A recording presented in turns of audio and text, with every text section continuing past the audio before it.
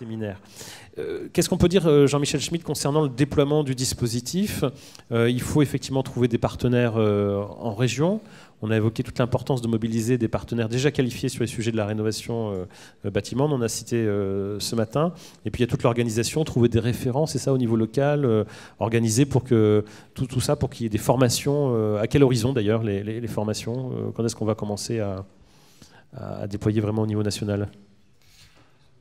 Alors, l'horizon, on en parlera après. Globalement, je vais vous dire un peu comment on a fait un choix de déploiement. Il y a deux étapes. Il y a une étape où il va falloir créer des ressources pédagogiques, hein, et puis ensuite, une autre étape où il faudra diffuser, faire la formation. Ce matin, on nous a dit 13 000 enseignants. C'est pas peut-être 13 000, c'est peut-être 15 000. Il va falloir déjà commencer à bien les compter. Et puis, bon, la bonne stratégie à notre époque, je pense que c'est d'aller justement vers des opérations territorialisées, hein, comme l'avait dit ce matin nos premiers intervenants. Et puis, j'avais dit aussi ce matin que c'était une opportunité sociétale, donc de répondre à des besoins sociétaux. On l'a bien vu, hein, l'enjeu premier, il est là. On ne rentre pas par problématiques techniques.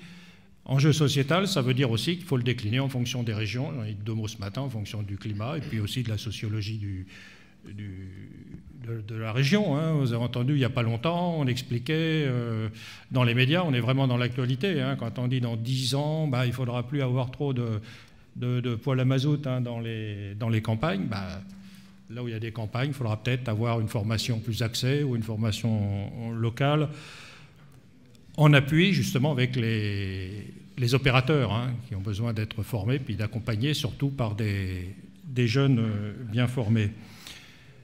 Donc, il y a deux aspects aussi à gérer. Il y a l'aspect pédagogique, les contenus. Habituellement, on se soucie principalement de cela, parce que derrière, tout ce qui est logistique ou administratif ou le côté financier est pris en charge par la DGESCO. Nous, on s'occupe uniquement de convoquer à Paris des équipes qui vont travailler. Et puis la rémunération se fait, quand elle se fait, par les circuits administratifs traditionnels. Là, par contre, on est prestataire, hein, pour un organisme qui est l'EDF à l'origine, hein, qui a de l'argent à mettre dans le dispositif. Donc, il faut qu'on gère en plus cette dimension que je qualifierais plus d'administrative. Alors, tous les inspecteurs qui sont là, hein, et moi en tête, on n'a pas la capacité, nous, de faire des factures ou des bons de commande. C'est peut-être un avantage aussi, mais là, étant donné que les enseignants vont être rémunérés, hein, les déplacements vont être pris en charge, s'il y a de l'hébergement, il faut que ce soit pris en charge, pas question de faire travailler des enseignants bénévolement. Quand je dis enseignants, pour moi, les inspecteurs qui encadreront aussi, qui fourniront un travail, eh bien, doivent être rémunérés. Et ce qui marche bien au niveau du déploiement académique, bah, dans ce cas-là, celui qui est vraiment habilité sur notre secteur de la formation professionnelle initiale et continue, je ne l'ai pas dit tout à l'heure, mais ça concerne aussi bien la formation initiale que la formation continue, hein. L'aspect technique n'est pas différent, donc les modules qu'on va créer devront servir aux deux. Puis ensuite, on doit pouvoir les démonter en sous-modules pour qu'un enseignant puisse les utiliser face à ses élèves aussi, hein. Eh bien, passer par le DAFPIC, ça nous a apparu comme étant une bonne solution. Alors pour le moment, à la tribune, il n'y en a qu'un, c'est le DAFPIC de Dijon. C'est simplement pour la première, si vous voulez, c'est la base de vie, quoi, hein, qu'on est en train de construire. Il fallait déjà quelqu'un capable d'émettre une commande et puis faire une convention avec cette dimension financière. Donc on est passé par Dijon, c'est pas compliqué, c'est parce que je suis correspondant académique dans l'académie de Dijon depuis 6 ans. S'il y a quelque chose à régler avec la rectrice, ça se fait très rapidement. Donc simplement pour avoir un circuit très court. Il se trouve qu'en plus, comme je la connais un peu, mais ça ne veut pas dire qu'ailleurs, surtout, hein, pas surinterpréter ça, ça ne veut pas dire qu'ailleurs il n'y a pas les mêmes richesses, mais on a aussi des pépites, hein, sur le terrain, hein. C'est un terme que j'ai utilisé depuis longtemps, même au cabinet du ministre, hein, pour dire qu'on avait des enseignants vraiment qui sont en capacité d'innover. Et là, on a une opportunité pédagogique à saisir. Il faut qu'on en profite aussi pour faire un saut pédagogique, hein, dans des formations hybrides. les MOOC, les SPOC. Moi, j'ai pas une définition stabilisée de tout ça, hein, une vision dogmatique. Tout ce qui peut aller vers de la formation du type 21e siècle, il faut qu'on fasse un grand pas en avant. Donc pour faire ça, il faut compter sur la créativité. La créativité, si on va avoir le plus de chances de l'identifier, puis d'avoir des créateurs, hein, pour faire ces modules de formation, eh bien, il faut se diffuser sur le réseau, c'est-à-dire que la dimension académique est une bonne dimension. Et en académie, il faudra travailler en bonne intelligence entre le DAFPIC et puis les inspecteurs, IIPR, IEN, ET, hein, pour savoir, dans tel établissement, il y a une équipe qui est prête à partir. C'est aussi une opportunité à saisir, parce qu'on a un objet de travail qui peut justement dynamiser aussi certaines structures, comme les campus des métiers et des qualifications. C'est un bon outil, hein. Les campus, il faut qu'ils se saisissent de cette opportunité. Vous avez vu qu'on peut travailler à différents niveaux. Il y avait des architectes ce matin qui étaient là. Dans tous les campus qui relèvent du bâtiment, les écoles d'architecture sont dans le coup. Et bien souvent, ce qui manque justement, c'est les opportunités de travail entre différents degrés. Toucher au sup, c'est pas facile, hein, de créer des relations. Et là, il y aura certainement une opportunité à saisir pour qu'il y ait des porosités entre les lycées, hein, et puis les IUT, les écoles d'ingénieurs ou les écoles d'architectes. Voilà ce qu'il faut comprendre, hein, dans le déploiement. Je vous ai dit, hein, ce matin, il faut qu'on fonctionne en structure apprenante. Détermination mais humilité, hein, par rapport au savoir. Vous avez vu qu'on a vu jusqu'à présent la problématique du point de vue industriel.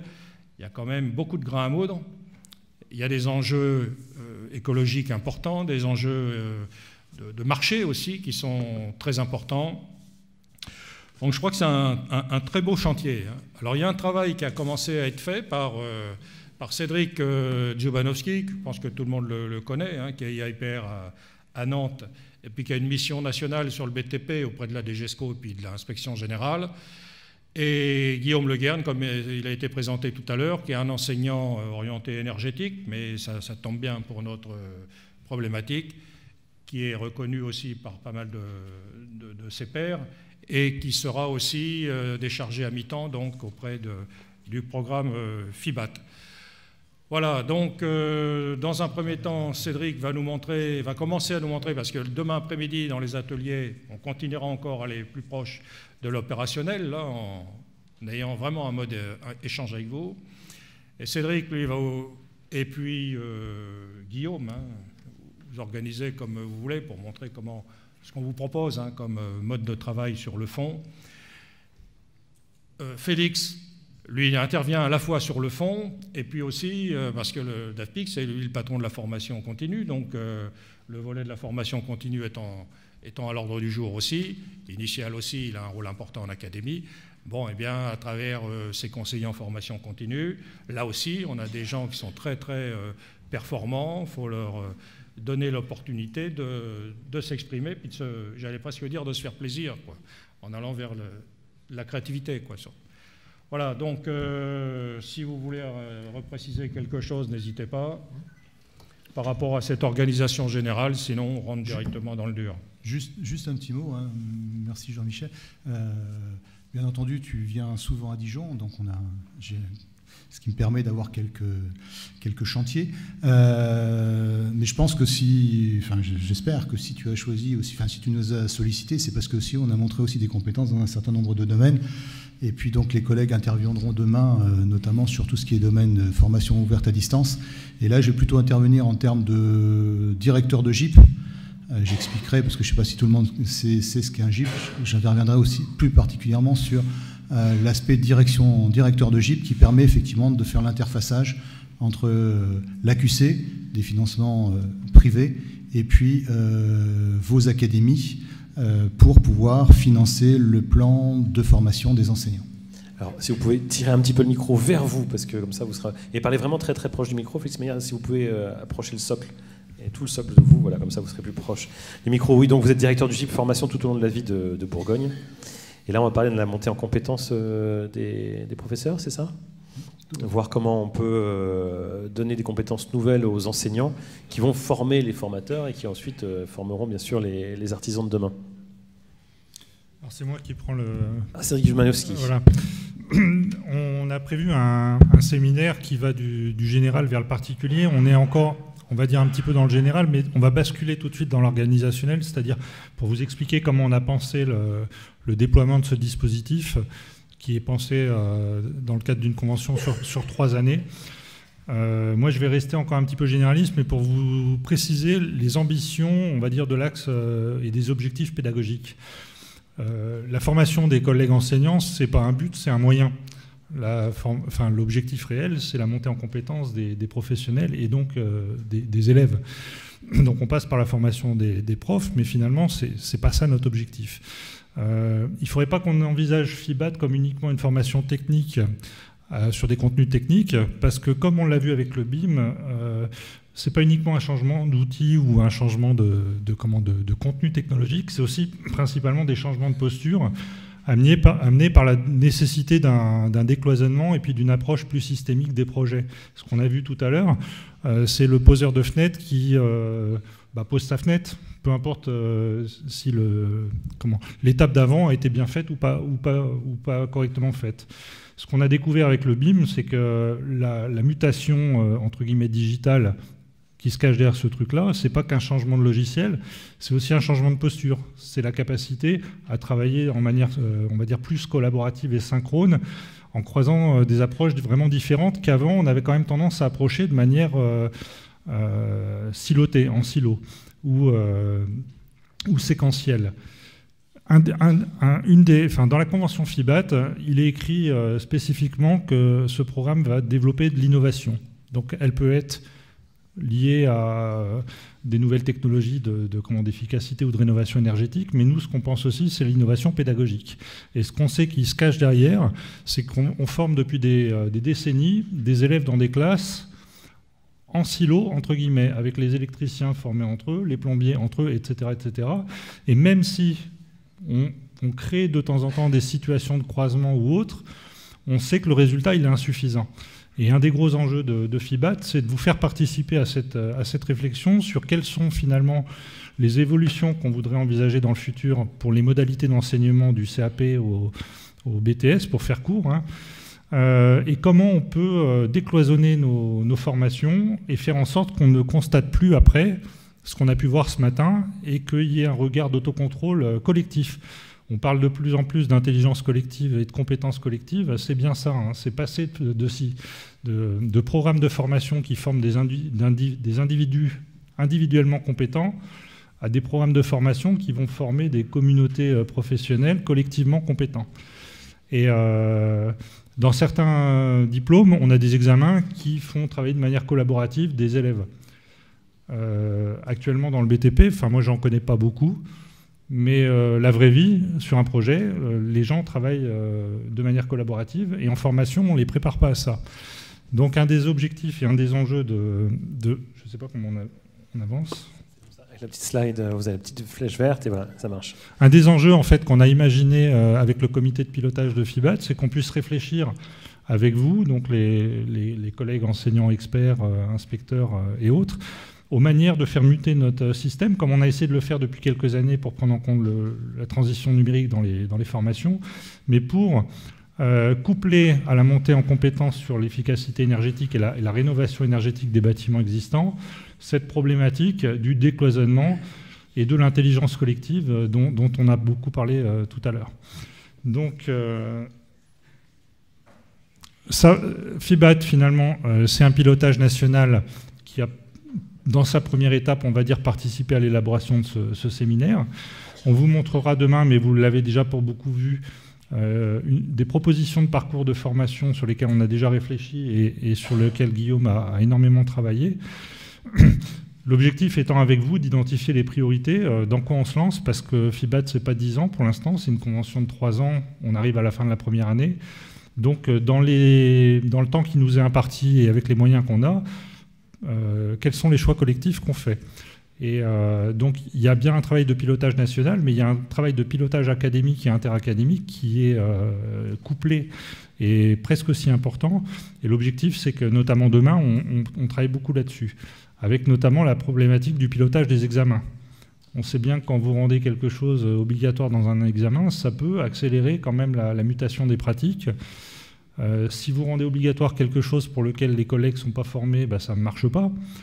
Donc il y a quand même toute une stratégie à mettre en place. Et une des ambitions de FIBAT, c'est que l'innovation pédagogique soit vraiment au cœur aussi de nos réflexions. Donc de manière ultra simplifiée, le calendrier, c'est ça. On vient de faire le premier carré rouge. On a depuis... on va dire le début de l'année 2018, réfléchi à un certain nombre de choses. Guillaume va vous en parler rapidement tout à l'heure. Il nous reste l'année 2019 et l'année 2020 pour mettre en place créer des contenus de formation ou les organiser quand ils existent déjà et les déployer sur le terrain de manière à former les collègues. Donc c'est un temps qui est court, donc ça va nécessiter une organisation la plus efficace possible et c'est pour ça que demain, on a vraiment besoin des retours de chacun d'entre vous lors des ateliers pour croiser un maximum de remontées du terrain et pouvoir faire des choix éclairés. Guillaume ? Oui, bonjour à tous. Donc effectivement, je rejoins tout ce que tu viens de dire. Qu'est-ce que je peux rajouter simplement ? Vous avez peut-être déjà observé la matrice à laquelle j'ai participé. Donc oui, effectivement, on a identifié un certain nombre de modules. Voilà. Qu'est-ce qu'on pourrait proposer comme formation a priori ?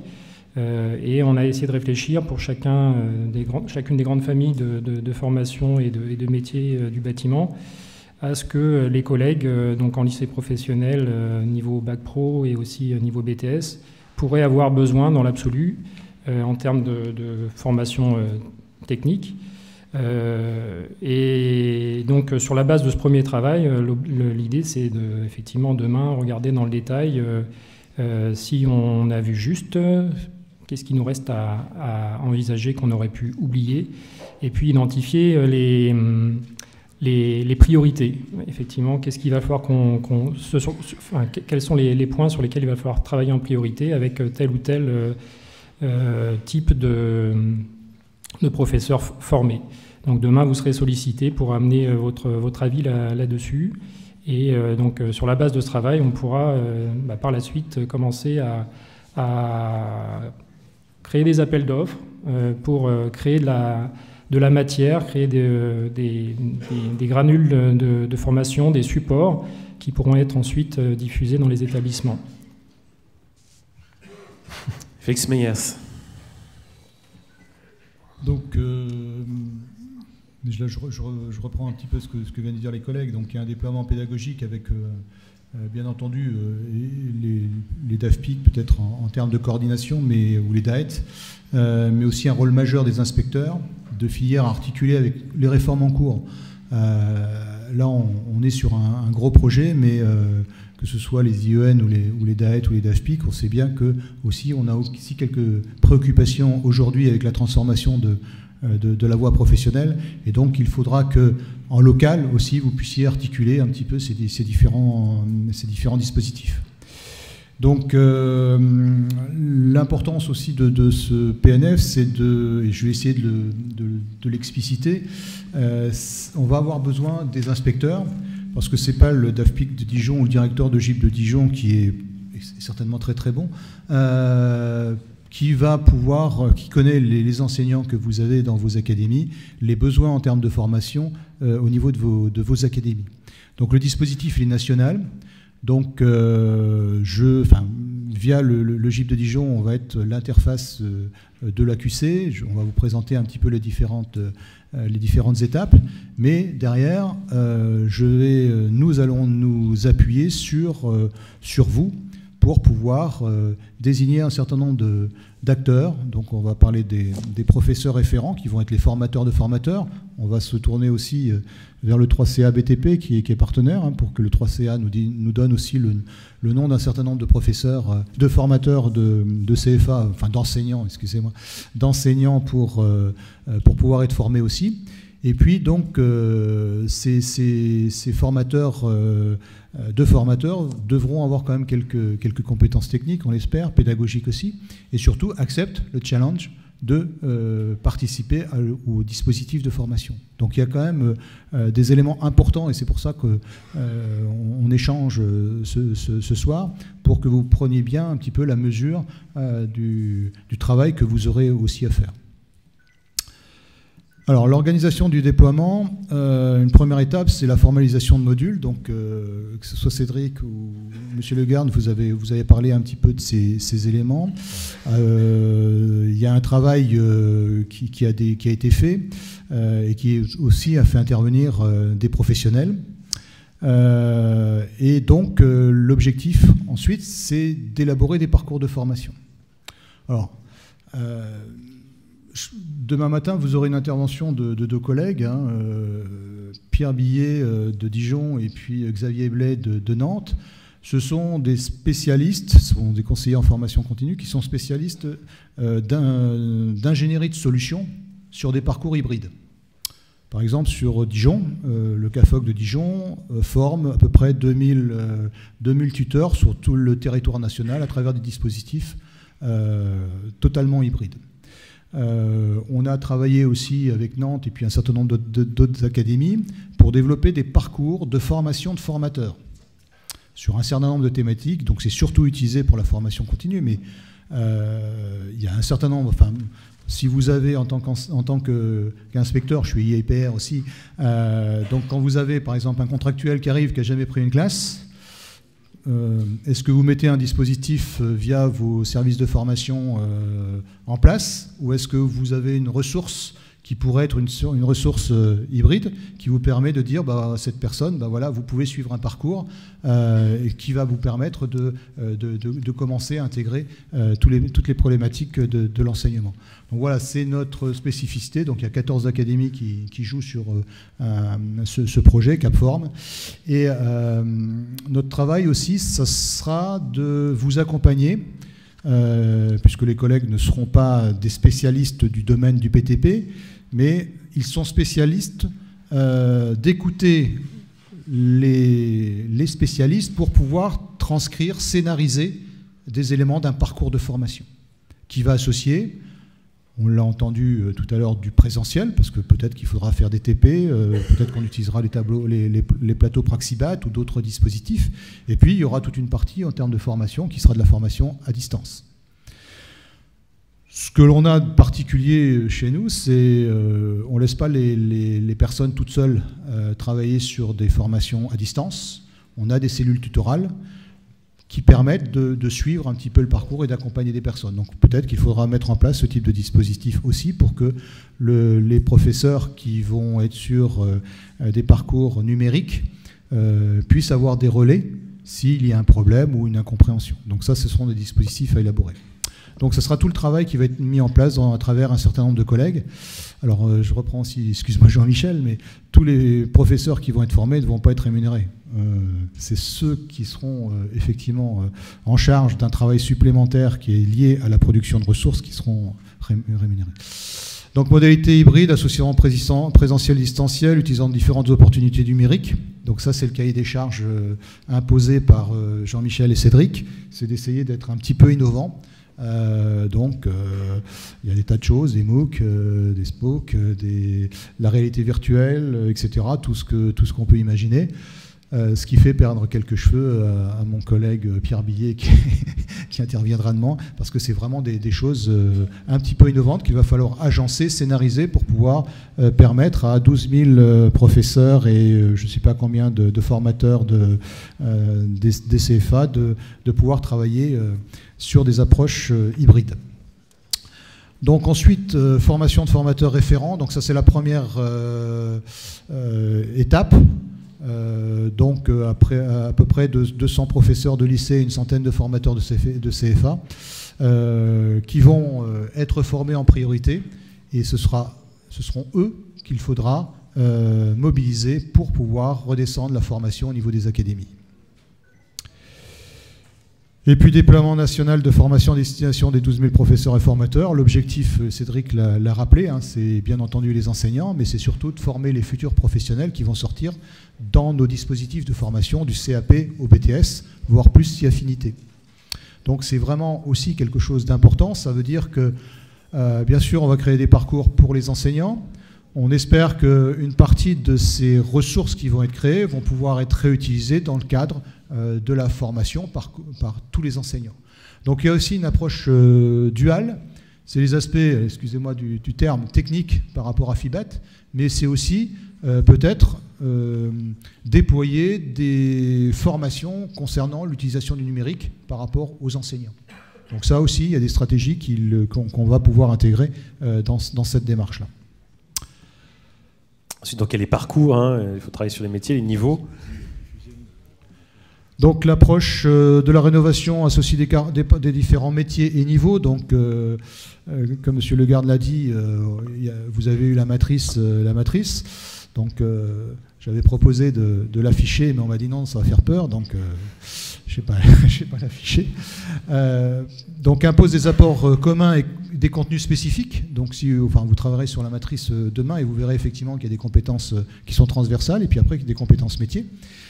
Et puis, donc, là, ce sera l'objectif aussi, c'est de pouvoir créer des parcours qui vont, que les enseignants vont pouvoir suivre, qui vont permettre de balayer, à partir d'un même parcours, plusieurs chemins en fonction de la compétence de l'enseignant, tout en intégrant aussi cette approche, et je reviens sur le mot désilotage des formations, hein, j'ai monté un campus des métiers qui s'appelle Territoire Intelligent, sur Dijon, et l'objectif c'était désiloter les compétences des experts justement pour répondre aux besoins environnementaux et sociétaux nouveaux. Donc voilà, les 6 modules, vous les avez affichés, hein, enjeu énergétique, comportement énergétique, diagnostic énergétique, conception d'un projet de rénovation énergétique, mise en œuvre d'une rénovation réussie, et gérer les interfaces pour éviter de voir tous les problèmes qui nous ont été montrés cet après-midi. 5 champs métiers, donc génie électrique, génie énergétique, le gros œuvre et l'enveloppe, l'assistance et la prescription du second œuvre, et puis plusieurs niveaux de formation, CAP, Bac Pro, et puis BTS, DUT, et puis peut-être aussi associer les collègues architectes pour avoir l'ensemble. Donc le challenge est relativement complexe. Bon, bien entendu, on va bénéficier des ressources du numérique pour pouvoir implémenter ces dispositifs pour que chacun s'y retrouve en fonction de son niveau d'intervention. Avec donc des spécifications, hein, c'est aussi l'un des points, c'est qu'ils vont détailler jusqu'au niveau des spécifications. Alors, j'ai écrit beaucoup de choses parce que bon, je pense que comme ça vous recevrez le diaporama et vous aurez une première base par rapport à toutes les réflexions qu'on a essayé de formaliser. Donc l'ingénierie et les outils, donc, par rapport à cette innovation en termes d'utilisation du numérique, en termes d'hybride, donc plusieurs problématiques, les compétences attendues et leur niveau taxonomique, l'existant en matière de pratique, d'outils et d'expertise transférables. On ne va pas tout réinventer, hein, donc il y a déjà des choses qui ont été montrées. Vous avez dans vos établissements, dans vos académies des experts aussi, qu'ils soient pédagogiques et techniques. Il faut viser les différentes cibles, donc le référent, le professeur, l'élève, les contraintes logistiques, en termes, bien sûr, les approches cognitives, la temporalité, la diversité des publics. Tous les enseignants ne sont pas obligatoirement au même niveau. Donc le travail qu'il va falloir faire, et donc là je pense aux collègues qui vont être sollicités pour la création des parcours, c'est tous ces éléments-là qu'il faudra intégrer, avec la présence, la distance, est-ce qu'on est sur un fonctionnement synchrone ou asynchrone, et puis les activités pédagogiques proposées, les volumes en temps et en formation. On n'aura pas 10 ans pour former les collègues, donc on ne va pas non plus mobiliser les collègues pendant des dizaines de jours par rapport à ce type de dispositif. Donc il faut qu'on soit relativement efficace et pertinent. Tout ce qui a été affiché en termes de temps dans la matrice, bien entendu, vous aurez un questionnement demain par rapport à la pertinence. Par contre, si on modifie, et ça c'est notre expérience, si on modifie les dispositifs de formation, bien entendu, la notion de temporalité va bouger. Et puis donc, je reviens un peu, c'est un peu la synthèse qu'a fait Cédric, hein, la nature de l'innovation apportée par le dispositif, donc l'introduction de matériel ou de technologies nouvelles, la forme du service apporté, et puis la démarche pédagogique qui va être proposée. Donc tous ces éléments-là sont des éléments de contrainte par rapport à l'élaboration des parcours. Et puis, bien entendu, chaque parcours intègre invariablement une phase de positionnement et une phase d'évaluation. Pour tous les collègues qui interviennent beaucoup dans la formation continue, on va retrouver des choses. Normalement, on doit être conforme à des démarches qualité. Et sur ces démarches qualité, vous allez retrouver tous ces dispositifs-là. Avec donc le rôle des GIP, des groupements académiques. Alors, en quelques mots, les GIP académiques, j'ai déjà dit un certain nombre de choses. Hein, donc, les groupements d'intérêt public, il y en a un par académie. Les collègues qui interviennent en formation continue connaissent peut-être. C'est un outil au service des recteurs pour porter un certain nombre de projets.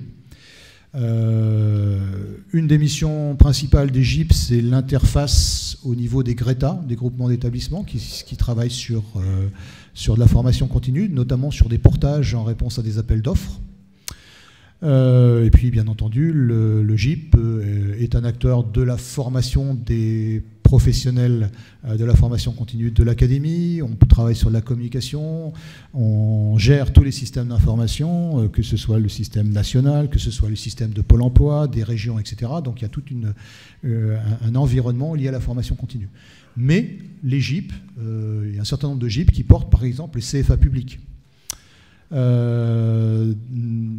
on porte par exemple les campus des métiers et des qualifications de l'académie. Donc il y a un certain nombre de projets qui sont portés par les recteurs. Donc moi j'ai une copie ce week-end à rendre sur le pré-apprentissage. Donc c'est le GIP qui va porter le dispositif qui va être proposé par l'académie avec un certain nombre de partenaires sur le pré-apprentissage.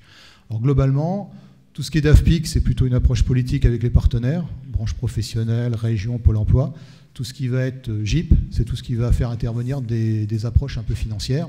Et c'est pour ça que Jean-Michel, dans sa grande sagesse, nous a sollicité. Alors, il y a le GIP de Dijon qui expérimente un certain nombre de choses, mais bien entendu, on n'est pas en capacité de couvrir l'ensemble des compétences nécessaires et l'ensemble du territoire. Donc, on va faire comme on a l'habitude de faire. On va travailler sous la forme. Alors, je ne sais pas encore si ça sera un consortium ou on travaillera sur des conventions de sous-traitance. Bon, il y a Thierry et Kessenheimer qui est plus haut, tout là-haut, avec qui on va travailler. On va commencer à travailler aussi avec Bruno Gratowski parce qu'on travaille beaucoup avec le CAFOC de Nantes. Donc ça va être les 3 premiers GIP qui vont intervenir. Et puis après, en fonction effectivement de tout le travail de déploiement, bon, ça aussi gérera peut-être d'autres GIP académiques. Voilà, donc on est donc normalement j'avais un CA demain matin, mais donc compte tenu des événements, on va le faire sous forme numérique, mais on est vraiment sur des organisations administratives, financières, au service de la pédagogie. Alors, l'approche opérationnelle, donc moi je ne pourrai intervenir qu'à partir du moment où j'aurai effectivement une information qui descendra du ministère qui dira au recteur, parce qu'en fait nos chefs dans les académies ce sont les recteurs ou les rectrices, le GIP de Dijon n'a aucune compétence pour vous convoquer à telle ou telle réunion. Donc c'est ça un petit peu aussi la complexité du dispositif, c'est que globalement on va passer par les inspecteurs pour connaître les enseignants à convoquer, et on va passer par les services académiques, donc le GIP établira une convention avec le service académique, soit le GIP de votre académie, soit directement le service financier de votre académie, soit directement le service de formation continue des enseignants de votre académie. Donc ça, c'est des éléments aussi, c'est pour ça qu'il y a un groupe de travail demain après-midi. Je souhaiterais savoir quel sera notre interlocuteur sur Lyon, sur Montpellier, etc. Donc ça, ce sont des éléments aussi très importants. Et puis, il y a une dame qui va être aussi, qui n'est pas à la tribune, on est une tribune très, très masculine, mais il y a Véronique Château, qui est là-bas, qui peut se lever, C'est pas moi qui vais faire tout ça, c'est elle qui va être l'interlocutrice de l'ensemble des académies, puisque c'est elle qui n'a pas de chance. Le jour où je l'ai recrutée, le lendemain, je lui ai dit, bah voilà, il y a un nouveau projet FIBAT, donc elle a déjà Praxibat, elle a déjà Interact, donc des programmes Pacte, et puis en plus elle connaît bien, parce qu'en tant que CFC, elle a monté de la formation sur du FIBAT, du Calibat, donc voilà, c'est quelqu'un qui connaît un petit peu le domaine. Voilà, donc le GIP va permettre la convocation des professeurs ou des inspecteurs par les services académiques. Alors pour les deux niveaux, l'élaboration des modules de formation, donc des expertises pédagogiques et sectorielles, et puis dans les missions de formateurs référents.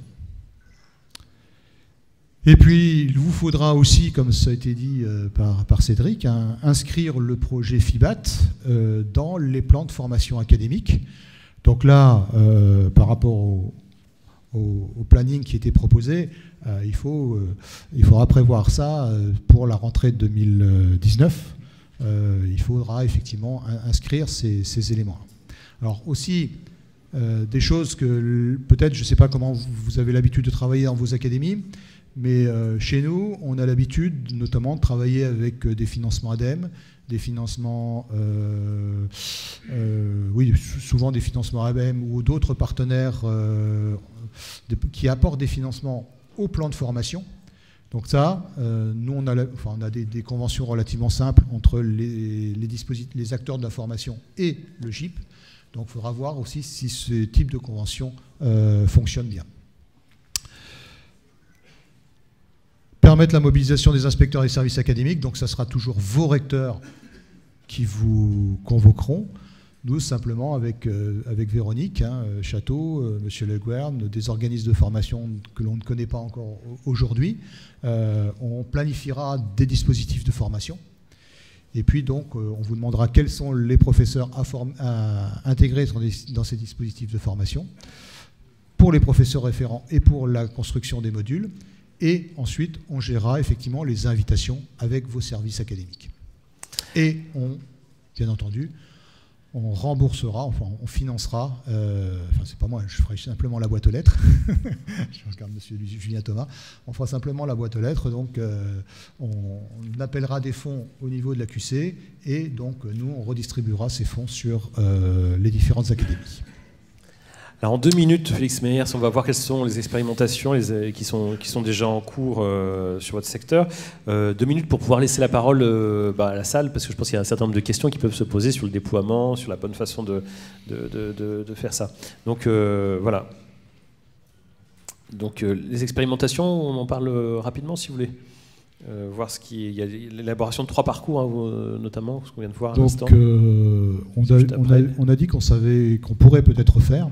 Oui, je regarde monsieur Julien Thomas qui commence à. Ou alors on part sur les questions-réponses si vous voulez.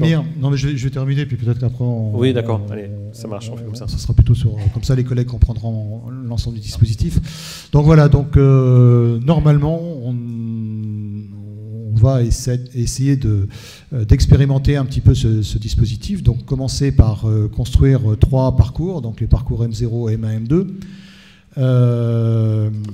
Donc ça aussi c'est quelque chose d'important, c'est en appui de projets de rénovation réels, de ressources spécifiques existantes ou à produire, mobilisant des modalités de formation innovantes et autour de technologies numériques. Donc on va constituer des groupes qui vont permettre de faire ces parcours, des inspecteurs référents, donc il y a Cédric Duzanowski, Félix Meyer, c'est pas mieux, Fabrice Poupon, que certains connaissent, Carole Fabre, et puis peut-être aussi Lionel Badon qui rentrera dans le groupe pour les aspects peut-être aussi électricité et informatique, puisqu'on a aussi des éléments qui sont de plus en plus communicants. Donc moi, je les sollicite pour avoir le nom d'experts du domaine de la formation. Donc que ce soit des inspecteurs ou des professeurs, voire bien sûr des formateurs du CFA, voilà, monsieur Sylvain Candor. Voilà, donc on a besoin d'avoir un certain nombre d'experts qui vont traduire cette matrice sous la forme effectivement d'un parcours. L'AQC nous proposera aussi des experts professionnels, hein, puisqu'il faut qu'on ait cette double vision. Et puis, nous, on ajoutera quelques acteurs, un animateur pour pouvoir, bien entendu, conduire ce projet. Alors, j'appelle ça e-transformation. Alors, Pierre Billet vous expliquera, et puis Xavier Blais vous expliqueront demain matin un petit peu ce qu'on entend par e-transformation. C'est passer de quelque chose qui est présentiel vers quelque chose qui peut être distanciel et présentiel, mais c'est surtout pas de mettre dans la place, dans le cadre des parcours, afficher des PowerPoint ou des choses comme ça. C'est pas l'objectif, hein, c'est d'avoir des choses un peu plus construites, scénarisées. Et puis dans notre équipe, on a des psychologues cogniticiens, des ingénieurs pédagogiques, et puis par rapport à tout ce qui a été évoqué aussi, il faut qu'on puisse trouver des acteurs de l'innovation, qu'elles soient techniques ou qu'elles soient pédagogiques. Donc le JPFTLB, et là on rentre dans le dur, sollicitera les services des académies dont dépendent les inspecteurs et ou les professeurs afin d'établir une convention permettant de convoquer aux réunions de travail. Donc sur le module M0, il y aura 2 jours, je crois. Sur les modules M1 et M2, on est entre 5 et 6 jours hein, donc, de travail parce que nos collègues ont fait beaucoup de lignes, et puis en plus avec plusieurs colonnes, donc il faut qu'on puisse arriver à résoudre cette problématique-là. Donc on convoque les enseignants, enfin les experts aux réunions de travail pour produire, donc bien entendu on espère qu'ils sont tout à fait volontaires, et puis prendre en charge l'indemnisation des travaux et le financement des déplacements. En prévisionnel, donc là, pour l'instant, il n'y a rien de signé, donc je mets sur du prévisionnel, hein, formation des enseignants référents. Donc chaque académie désigne un inspecteur correspondant, c'est mieux. Alors si vous pouvez vous mettre d'accord entre le collègue IEN et IPR sur la filière pour qu'on puisse avoir un seul référent par rapport à cette problématique FIBAT. Peut-être qu'on peut travailler aussi dans le cadre de régions académiques, ça dépend de l'avancement un petit peu de vos fonctionnements. Bon, pour l'instant, jusqu'au 1er janvier 2020, on va rester peut-être avec un interlocuteur par académie. Et puis, ce qu'il faudrait, c'est que vous puissiez aussi proposer des professeurs qui puissent couvrir l'ensemble des champs énergétiques, l'aspect construction, etc., pour que ces formateurs-là, vous puissiez les remobiliser pour pouvoir faire les formations dans vos académies ou dans vos interacadémies. Alors, quelques points quand même importants. Vous connaissez bien les problématiques liées à des formateurs de formateurs, donc soit pour les professeurs ou les formateurs du CFA. Ils sont reconnus pour leurs compétences techniques et pédagogiques. Ils ont une expérience dans l'animation de formation, puisqu'ils vont être obligés de former leurs collègues. Ils acceptent de suivre une formation complète. Pour l'instant, on n'a pas encore le contrat, mais je pense qu'il faudra qu'on élabore un petit peu une sorte de charte par rapport à ces formateurs référents. Il ne faut pas qu'ils nous laissent tomber alors qu'ils ont suivi la formation et qu'ils ne souhaitent plus former leurs collègues. Cet investissement, on ne peut pas se le permettre. Et s'engagent à devenir formateurs dans le cadre du regroupement académique ou interacadémique. Il y a peut-être des formations peut-être un peu typiquement métier où on va peut-être regrouper pour qu'on puisse avoir une soutenabilité financière aussi de la démarche de formation. Donc ça aussi, c'est des éléments qu'il faudra prendre en compte. Donc la liste des enseignants référents est ensuite au GIP, et puis là, c'est ce que je répète, hein, on convoque aux réunions sous le sceau de vos recteurs et on prend en charge l'indemnisation des travaux et le financement des déplacements. La mise en place des formations est organisée par un organisme de formation, donc c'est le projet qui est mis en place. Ça veut dire que pour l'instant, on construit des cahiers des charges de parcours, et donc il y aura un appel d'offres pour qu'un organisme de formation ou des organismes de formation, donc là c'est l'AQC qui gérera, puisse couvrir l'ensemble du territoire. Donc il faudra qu'on soit en relation avec ces organismes de formation pour pouvoir gérer la convocation des enseignants. Donc le jour où j'ai rencontré Jean-Michel Schmitt, je ne suis pas sûr que j'ai fait le bon choix. Trop tard. Voilà. Ensuite, la formation des enseignants. Donc là, on va arriver quand même dans la limite de l'épure en termes de calendrier, hein, puisque on aura peut-être les premières formations de formateurs référents au 2e semestre de l'année 2019. Hein, Donc ça veut dire qu'entre la fin 2019 et 2020, il va falloir quand même former beaucoup d'enseignants, avec toutes les contraintes que vous connaissez bien, de libération des enseignants, etc. Voilà. Donc, chaque académie, donc, on va vous demander de recenser les formateurs à former pour que l'on puisse ensuite dimensionner les dispositifs de formation par académie. Et là, ce n'est pas le GIP de Dijon qui va le faire, ni le GIP de Bordeaux, ni le GIP de Nantes, voire de Montpellier, etc. C'est bien vous, en tant qu'inspecteur, qui devrez effectivement définir la réalité du besoin. Donc, on est entre 12 000, 15 000 formateurs. Donc ça, on fera un tableau. On essaiera de ne pas se tromper dans les formules, et puis on arrivera effectivement au nombre. Et donc, à partir de ce moment-là, ben, c'est vous qui allez reprendre la main en étant en capacité de mobiliser les enseignants, les formateurs référents. Donc, les inspecteurs estiment le besoin, sollicitent les ressources en formateurs référents et programment les sessions de formation. Donc ça, c'est le PAF 2019-2020, 2020-2021.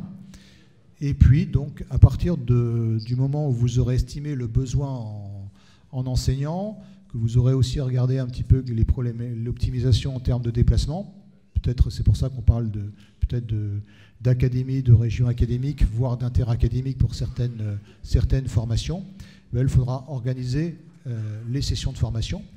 Et nous, on sera simplement, par rapport à ça, on déléguera à vos services de formation les moyens pour pouvoir permettre la mise en œuvre de ces formations.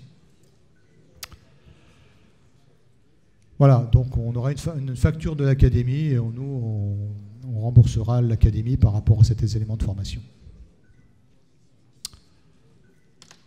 Alors, pour aller plus loin, donc, une table ronde est prévue demain matin avec notamment Xavier Blé, CAFOC de Nantes, et Pierre Billet, CAFOC de Dijon, sur effectivement ce qu'on peut faire ou comment est-ce qu'on peut faire pour mettre en place les parcours de formation. Et puis demain après-midi, donc, moi j'animerai un atelier avec Véronique Château sur le repérage des correspondants par académie, les solutions d'interface entre le rectorat, votre rectorat et le GIP FTLV de Bourgogne, les modalités pratiques associées aux étapes du projet, et puis bon, des questions-réponses plus pratiques. Merci Félix Smeyers. Alors il y a peut-être des questions. C'est vrai qu'on est rentré là dans les considérations tout à fait concrètes. Ce sera encore débattu demain, vous le rappeliez, dans l'atelier que vous animerez, vous co-animerez. Le rôle d'EDF et de l'AQC par rapport à ça, Jean-Michel Schmitt, qui sont les partenaires du programme FIBAT. Oui, là on a abordé, si je peux dire, la tuyauterie éducation nationale. C'est un projet qui est hors norme par rapport à ce qu'on a l'habitude de faire. On part d'enjeux sociétal et la nature, par définition, est interdisciplinaire. Vous avez vu que là, nos filières qui sont organisées presque en silo, on est vraiment dans du décloisonnement horizontal. Concerne tout à l'heure Cédric, les électriciens, il y a les maçons, il y a beaucoup de spécialités qui sont intégrées. Mais c'est encore plus complexe au niveau macro parce que, vous avez vu au dos de la plaquette, là, il y a 13 logos. Donc, sur un tel chantier, on ne peut pas imaginer un chantier de cette envergure sans avoir un maître d'œuvre. Et le maître d'ouvrage et le maître d'œuvre sont là aujourd'hui, mais comme ça, un PNF Éducation nationale, il souhaite rester en retrait, mais dès que vous voulez intervenir, vous pouvez y aller. Donc, pour moi, le maître d'ouvrage, le commanditaire, c'est EDF, qui est représenté par Jean-François Ferrol, et puis qui a eu la sagesse de solliciter un maître d'œuvre pour organiser, puis ça nous rend vraiment un grand service, c'est l'AQC.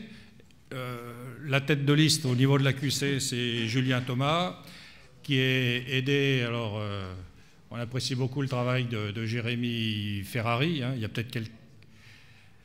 J'ai pas les noms, donc Julien, si vous voulez... Oui, il y a Thomas Boré. Voilà, pour Boré qui est juste devant, et Jérémy Ferrari qui est ici. Et il bosse. Voilà, et Julien Thomas ici. C'est pas une mince affaire, finalement, cette organisation. C'est assez lourd. Et vous comprenez qu'avec ça, on ne pouvait pas y aller à 30 académies rencontrant les 13 partenaires. Donc, dans une première étape, il a fallu avoir un interlocuteur qui regroupe un peu toutes les fonctionnalités de l'éducation. Voilà. Alors il y a une question, en quoi ces parcours sont-ils ou sont-ils différents des parcours qui ont permis de former les professionnels, j'imagine jusqu'à aujourd'hui, qui souhaitent répondre à cette question éventuellement Cédric Dubanowski, qu'est-ce qui va changer en fait? Alors, moi, je ne maîtrise pas l'intégralité du programme FIBAT qui a été fait, mis en œuvre depuis 2007. Par contre, quand on a échangé sur justement cette nouvelle évolution, on a beaucoup discuté sur justement la nouveauté.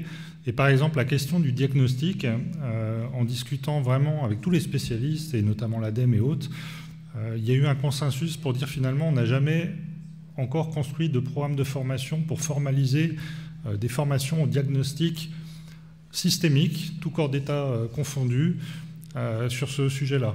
Donc premier exemple. Deuxième exemple, le choix de solutions technologiques. On a des formations qui sont adaptées à plein de technologies différentes. Et finalement, quand on cherche des outils d'aide à la décision pour justement pour orienter des choix, comme on a pu le voir ce matin dans les gestions de projets, c'est pareil, on n'a pas actuellement de formation vraiment structurée pour développer ces compétences-là. Donc on ne réinvente pas l'eau chaude, ni froide, mais il y a vraiment des briques qui manquaient dans l'édifice. Et c'est sur ces... Alors, il y a actuellement un travail de repérage qui est en train d'être fait suite à un appel d'offres que l'AQC a lancé pour repérer justement tout ce qui a déjà été fait dans les programmes PACT et Praxibat et autres. Donc ça, c'est en cours de réalisation.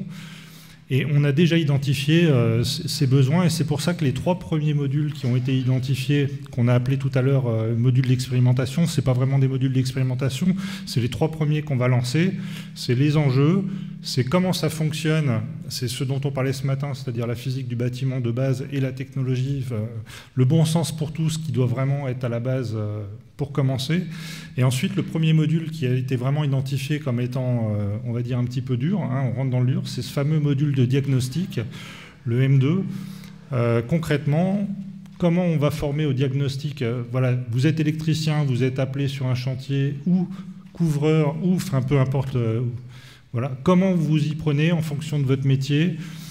Qu'est-ce que vous dites à votre client? Parce qu'effectivement, vous pouvez vous contenter de dire je change la fenêtre, mais ce n'est pas le but, vous l'avez bien compris.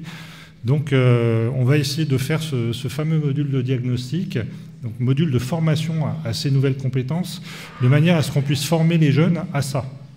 Parce qu'encore une fois, avoir des profs formés, c'est bien, mais comme disait Jean-Michel, avoir des élèves formés, c'est mieux. Il y avait des questions peut-être dans la salle avec le micro, il y a un micro à votre disposition. Voilà, monsieur. Allez-y, normalement ça fonctionne déjà, il n'y a rien à faire. Juste en lien avec la question à laquelle vous venez de répondre, vous avez une idée de la durée de formation que vous avez prévue pour la somme des 6 modules ou simplement pour un seul module? C'est 1 jour, c'est 3 jours, c'est... Parce que vu le nombre de personnes à former, c'est voilà, la déclinaison. Je sais bien que vous en avez une idée en tête, mais c'est pas tout à fait la même. De mémoire, les modules FIBAT qui étaient délivrés aux professionnels étaient d'une durée de 3 jours. C'est pour ça qu'on a mis 200 personnes à réfléchir à la question demain, dans 5 ateliers, parce qu'effectivement, quand on a listé tout ce qu'on pouvait faire, on en a pour une vie potentiellement, enfin je caricature, et c'est pour ça qu'il y a des choix à faire, des priorités. Il y a une vraie volonté de ne pas rester dans de la théorie, donc il y aura des modules pratiques, donc au geste, mais il faut les définir. Guillaume a fait un énorme travail de quantification, je ne sais pas si vous avez regardé la matrice Excel, c'est des lignes fois des heures, et en bas vous avez des sommes, et effectivement on arrive à des... Alors, on arrive à entre 70 et une centaine d'heures, si on veut tout faire, donc il ne faudra pas tout faire. Ce qui avait été imaginé au lancement de la convention, c'était entre 12 et 15 000 profs, et on s'était dit qu'on devait pouvoir mettre en œuvre dans les 3 à 5 journées sur 3 ans. Ça, c'était la réflexion il y a pas tout à fait 1 an, mais on va dire au mois de février. Et entre-temps, le calendrier avance, donc il faut qu'on recale tout ça, et il faut qu'on reste pragmatique sur le réalisable de manière à le réaliser. Quel programme, c'est soutenu par 2 autres personnes, quel programme par 3 autres personnes, quel programme pour les directeurs délégués aux formations pro et techniques? qui souhaite répondre? Jean-Michel Schmitt? Oui, je vois qu'il y a une autre question aussi. Les enseignants en bac STI 2D. On peut faire les deux, oui. On peut répondre aux deux. Ah oui, tout à fait, en même temps. Sûr. 2D, ça veut dire développement durable. Forcément qu'il faut les former à cette approche, mais pas de la même façon. Ça sera une façon, comme la voie technologique est déprofessionnalisée, il y a beaucoup d'éléments qui tomberont d'eux-mêmes. Mais n'empêche que la démarche systémique, et entre autres quand on s'intéresse au diagnostic sur le géomonumérique, ça c'est quelque chose qui pourra entrer dans la formation, mais ensuite aller jusqu'au geste professionnel, c'est pas utile pour eux. Pour les DDF, c'est pareil. Voilà ce qu'on peut dire pour le moment. Je ne sais pas si Cédric, si tu vois autre chose à dire sur ce point-là. Mais... Cédric Dubanowski, est-ce qu'il y a d'autres... les profs de STI 2D, ils sont dans le dispositif, puisque tous les professeurs qui ont, on va dire, un profil en lien soit avec le BTP, mais y compris la partie énergétique, et là, on n'a pas trop parlé de la maintenance, mais on sait bien que ça en fait partie aussi. Ce dont on a parlé ce matin avec la ventilation, c'est bien des problématiques. La ventilation mécanique, c'est essentiel. Voilà, c'est bien des problématiques de maintenance. Donc là, on sait bien qu'on est sur un spectre réduit des besoins, mais bon, on commence. On ne sait pas s'il y aura un FIBAT 2 éducation nationale, mais on verra, on s'occupe déjà du 1. Pour les DDFPT, l'objectif, ce n'est pas forcément de leur donner des élèves pour qu'ils fassent des cours.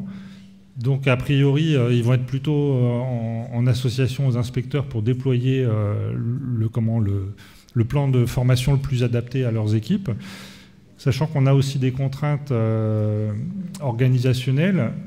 Si on veut décloisonner, il faut bien qu'on regroupe les collègues. Donc ça veut dire que si vous avez des profs de CAP, Bac Pro, BTS, en électricité, électrotechnique, et puis structure bois, sur quel type de module vous pouvez les regrouper, etc. etc. Donc là, il y a vraiment un travail à mener avec les directeurs délégués. Pour voir quels peuvent être les points communs, là où il y a des points de rassemblement. Félix Meyas, en un mot, pour pouvoir aller vers la salle. Là, je prends ma casquette de DAFPIC. Il y a des DAET aussi, des DAFPIC dans la salle. Je pense que la priorité aujourd'hui, c'est effectivement d'amener des compétences par rapport à des formations aussi professionnalisantes. Ça, je pense que par rapport à ce dispositif, ça va être la priorité, mais toutes les ressources qui vont être mobilisées pourront être déclinées par la suite pour acculturer l'ensemble des acteurs. Si on est effectivement, moi j'ai participé aussi au bac STI 2D, décloisonner un certain nombre de choses, apporter par rapport aux spécialités un certain nombre d'apports. Donc je crois que là on va mobiliser quand même beaucoup les formateurs référents sur de la formation par rapport au niveau CAP, Bac Pro, BTS. Enfin je pense que c'est une priorité partagée. Et ensuite, ou en parallèle, mais peut-être pas avec les mêmes modalités, les ressources seront mobilisables pour construire des parcours qui vont répondre à des problématiques un petit peu différentes. Et puis sachant que le travail de repérage là, qui est en train d'être fait sur ce qui existe déjà, ça c'est quand même remarquable parce qu'on observe que dans bien des domaines, on commence à produire des choses sans avoir vraiment observé ce qui existe déjà. Donc ça c'est un point très important. Est-ce qu'il y avait des demandes de parole qui souhaitaient avoir un micro? Je crois qu'il y avait peut-être des mains qui s'étaient levées, non? Sur la travée de gauche, non? Alors, qui souhaitait avoir le micro? Monsieur. Il vous parvient dans la seconde. Oui, bonjour, donc Pascal Bottier, adjoint de direction au CFA de Toulouse. Juste une question par rapport à la mode de validation de ces compétences en bout de chaîne, je parle. C'est-à-dire qu'on a parlé des formateurs de formateurs, des formateurs qui vont être formés, et puis après, on va former donc des apprenants qui vont être sur le terrain. Et il y a tout un tas de compétences, évidemment, dans les programmes. Alors, si on se cale pour l'instant au dispositif FIBA tel qu'il existe dans la formation continue, est-ce qu'il est prévu que les apprenants, c'est-à-dire les élèves et les apprentis, passent une validation FIBAT qu'ils pourront mettre sur leur CV en bout de course pour justement se vendre un peu mieux auprès de leurs futurs employeurs? C'est une bonne question, ça. Effectivement, on parlait de la fierté d'être sur ces sujets. On ne change pas les référentiels pour le moment. Mais par contre, vous savez qu'on pilote toujours aussi par les examens. Donc, dans les sujets, au lieu de faire toujours du neuf, on mettra des chantiers de rénovation. Comme ça qu'on va pouvoir le valider, ça.